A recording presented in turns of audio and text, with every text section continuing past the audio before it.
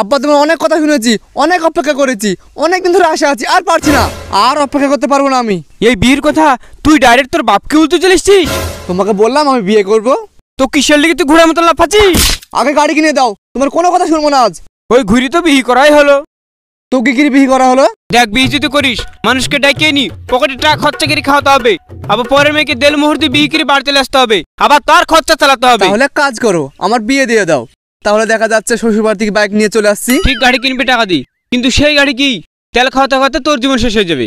বউ এলো, গাড়িও এলো, এক খরচে সবই হয়ে যাবে, তুমি আমার বিয়ে দিয়ে দাও। শালা আর বেটা শালা, এক পয়সা ইনকাম করার মুরিদ নাই, এক খরচে দুই কাজ করবি। গাড়িকে খাওয়াবে পিন্ধাবে কি, মাইক ছেলেকে খাওয়াবে পিন্ধাবে কি?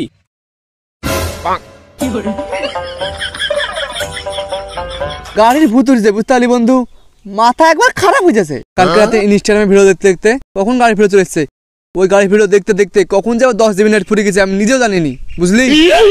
হ্যাঁ আরে তুই যে গাড়ি কিনবি তোর কাছে টাকা আছে? বোকাচোদা, ওই এমবির টাকাগুলো নষ্ট না করে যদি গুছিয়ে রাখতিক এতদিনে একটা গাড়ি কেনা যেত। শালা তোর কাছে আমি জ্ঞান চাইনু, টাকা দিতে হেল্প করা মুরিদ নাই, ওই ফ্রি জ্ঞানটা দিতে পারিস। জ্ঞানী মানুষের কাছে আসলে জ্ঞান ছাড়া আবার কি পাবি? জ্ঞানই পাবি।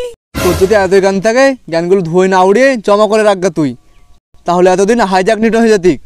বোকাচোদা, ওটা হাইজ্যাক নিউটন না, ওটা আইজ্যাক নিউটন। আচ্ছা তুই গাড়ি কেনার জন্য এত পাগল হয়েছিস কেন রে ভাই? একটু ধৈর্য ধর, ঠিক হবে, টেনশন করিস না। আমি যে পাগল হয়ে যাচ্ছি তোর একটুও রাগ হচ্ছে না যে নিজের গাড়িটা আমাকে দিয়ে দিবি? হ্যাঁ হচ্ছে তো রাগ, রাগ কেন হবে না, কিন্তু তোকে গাড়ি কিনে দেওয়ার জন্য রাগ হচ্ছে না, রাগটা হচ্ছে তোকে শালা মাইরি ফেলে দি।